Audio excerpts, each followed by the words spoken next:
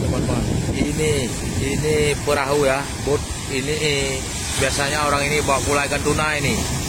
Nah ini kawan, ada dua ini.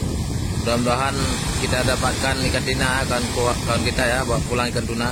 Oke teman-teman.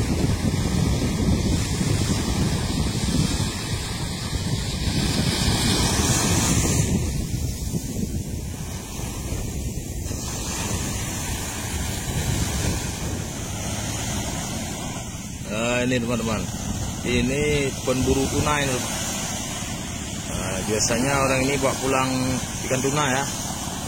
Semoga ada ikan tunanya. Ya, dia dapat rezeki kawan kita juga. Mudah-mudahan kita doakan ya, dia bawa pulang ini. Nah, ini dua nih bos nih. Nah, ini satu lagi ya. Oke, kita lihat.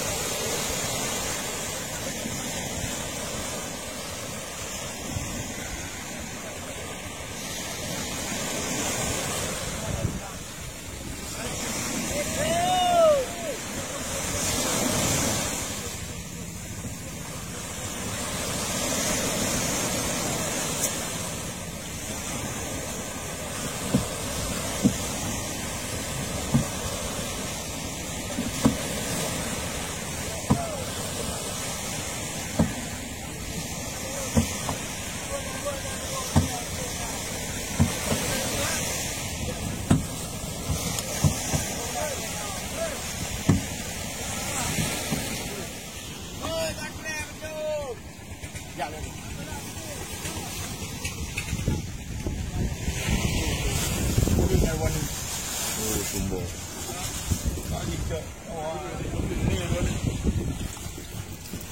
Kan cara pada fungsi. Kami yang saya apa dah? Saya kami yang